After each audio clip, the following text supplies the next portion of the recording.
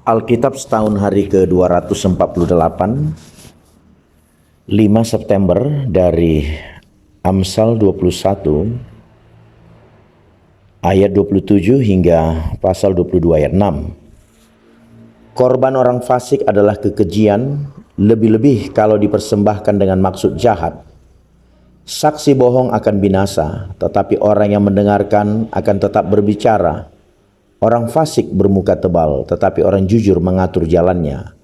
Tidak ada hikmat dan pengertian dan tidak ada pertimbangan yang dapat menandingi Tuhan. Kuda diperlengkapi untuk hari peperangan, tetapi kemenangan ada di tangan Tuhan. Nama baik lebih berharga daripada kekayaan besar, dikasihi orang lebih baik daripada perak dan emas. Orang kaya dan orang miskin bertemu, yang membuat mereka semua ialah Tuhan. Kalau orang bijak melihat malapetaka, bersembunyilah ia. Tetapi orang yang tak berpengalaman berjalan terus, lalu kena celaka.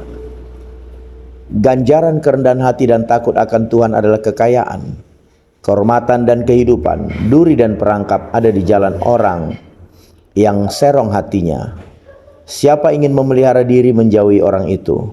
Didiklah orang muda menurut jalan yang patut baginya, maka pada masa tuanya ia pun tidak akan menyimpang daripada jalan itu. 2 Korintus 8 ayat 1 hingga 15. Saudara-saudara, kami hendak memberitahukan kepada kamu tentang kasih karunia yang dianugerahkan kepada jemaat-jemaat di Makedonia. Selagi dicobai dengan berat dalam berbagai penderitaan, sukacita mereka meluap, dan meskipun mereka sangat miskin, namun mereka kaya dalam kemurahan. Aku bersaksi bahwa mereka telah memberikan menurut kemampuan mereka, bahkan melampaui kemampuan mereka. Dengan kerelaan sendiri mereka meminta dan mendesak kepada kami, supaya mereka juga beroleh kasih karunia untuk mengambil bagian dalam pelayanan kepada orang-orang kudus. Mereka memberikan lebih banyak daripada yang kami harapkan. Mereka memberikan diri mereka pertama-tama kepada Allah, kemudian oleh karena kehendak Allah juga kepada kami. Sebab itu kami mendesak kepada Titus, supaya ia mengunjungi kamu dan menyelesaikan pelayanan kasih itu sebagaimana ia telah memulainya. Maka sekarang sama seperti kamu kaya dalam segala sesuatu, dalam iman, dalam perkataan, dalam pengetahuan, dalam kesungguhan untuk membantu, dan dalam kasihmu terhadap kami, demikianlah juga hendaknya kamu kaya dalam pelayanan kasih ini.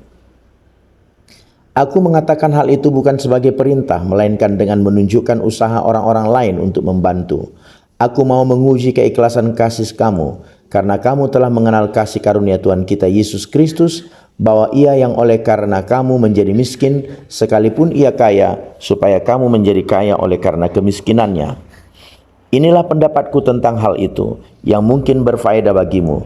Memang sudah sejak tahun yang lalu kamu mulai melaksanakannya dan mengambil keputusan untuk menyelesaikannya juga. Maka sekarang selesaikanlah juga pelaksanaannya itu. Hendaklah pelaksanaannya sepadan dengan kerelaanmu, dan lakukanlah itu dengan apa yang ada padamu. Sebab jika kamu rela untuk memberi, maka pemberianmu akan diterima.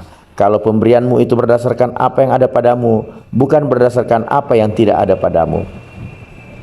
Sebab kamu dibebani bukanlah supaya orang-orang lain mendapat keringanan, tetapi supaya ada keseimbangan.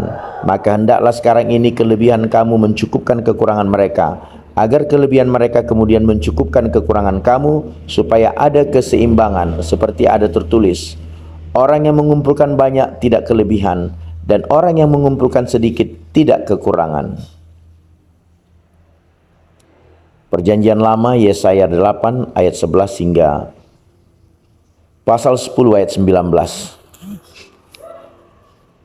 Sebab beginilah firman Tuhan kepadaku, ketika tangannya menguasai aku, dan ketika ia memperingatkan aku, supaya jangan mengikuti tingkah laku bangsa ini.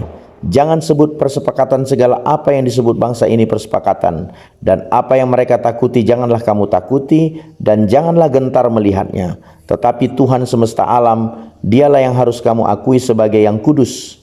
Kepadanya lah harus kamu takut, dan terhadap dialah harus kamu gentar. Ia akan menjadi tempat kudus, tetapi juga menjadi batu sentuhan dan batu sandungan bagi kedua kaum Israel itu, serta menjadi jerat dan perangkap bagi penduduk Yerusalem. Dan banyak di antara mereka akan tersandung, jatuh dan luka parah, tertangkap dan tertawan.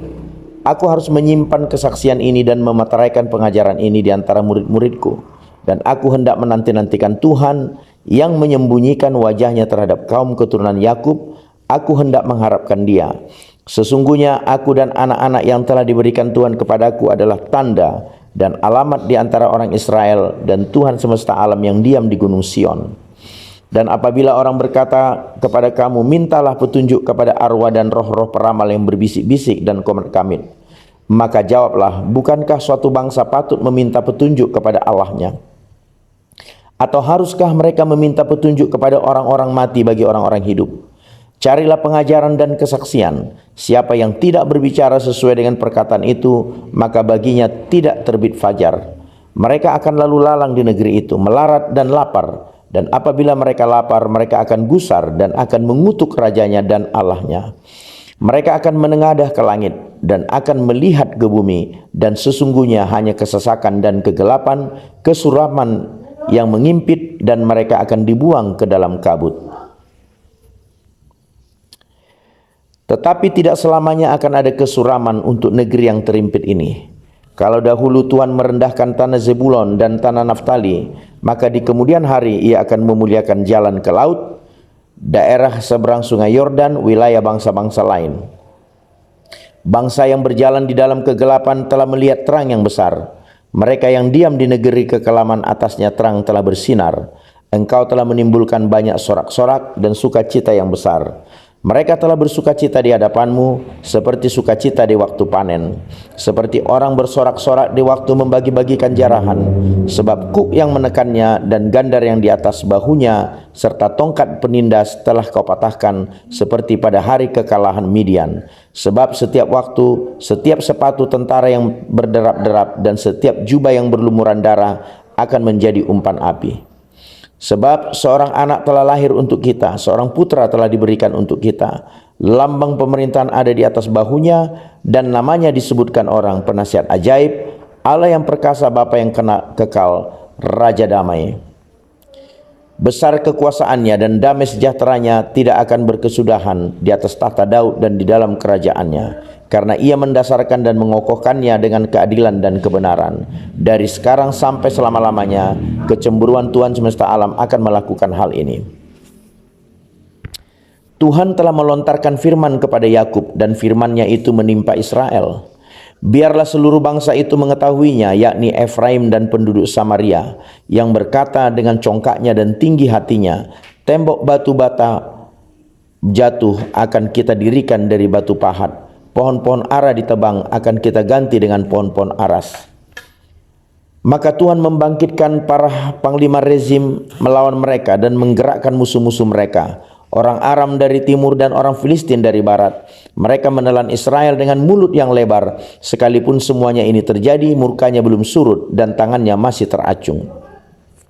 Tetapi bangsa itu tidak kembali kepada Dia yang menghajarnya, dan mereka tidak mencari Tuhan semesta alam. Maka Tuhan mengerat dari Israel kepala dan ekor, batang dan ranting pada satu hari juga. Tua-tua dan orang-orang yang terpandang itulah kepala, dan nabi yang mengajarkan dusta itulah ekor. Sebab orang-orang yang mengendalikan bangsa ini adalah penyesat, dan orang-orang yang dikendalikan mereka menjadi kacau. Sebab itu Tuhan tidak bersukacita karena taruna-taruna mereka, dan tidak sayang kepada anak-anak yatim dan janda-janda mereka. Sebab sekaliannya mereka murtad dan berbuat jahat, dan setiap mulut berbicara bebal. Sekalipun semuanya ini terjadi, murkanya belum surut, dan tangannya masih terguncang. Sebab kefasikan itu menyala seperti api yang memakan habis putri malu dan rumput, lalu membakar belukar di hutan, sehingga tonggak asap berkepul-kepul ke atas. Oleh karena murka Tuhan semesta alam, terbakarlah tanah itu, dan bangsa itu menjadi makanan api. Seorang pun tidak mengasihani saudaranya. Mereka mencakup ke sebelah kanan tetapi masih lapar, mereka memakan ke sebelah kiri tetapi tidak kenyang. Setiap orang memakan daging temannya. Manase memakan Efraim, dan Efraim memakan Manase, dan bersama-sama mereka melawan Yehuda. Sekalipun semuanya ini terjadi, murkanya belum surut, dan tangannya masih teracung. Celakalah mereka yang menentukan ketetapan-ketetapan yang tidak adil, dan mereka yang mengeluarkan keputusan-keputusan kelaliman. untuk menghalang-halangi orang-orang lemah mendapat keadilan, dan untuk merebut hak orang-orang sengsara di antara umatku, supaya mereka dapat merampas milik janda-janda dan dapat menjara anak-anak yatim. Apakah yang akan kamu lakukan pada hari penghukuman dan pada waktu kebinasaan yang datang dari jauh? Kepada siapakah kamu hendak lari minta tolong, dan di manakah hendak kamu tinggalkan kekayaanmu? Tak dapat kamu lakukan apa-apa selain dari meringkuk di antara orang-orang yang terkurung, dan tewas di antara orang-orang yang terbunuh. Sekalipun semuanya ini terjadi, murka Tuhan belum surut dan tangannya masih teracung.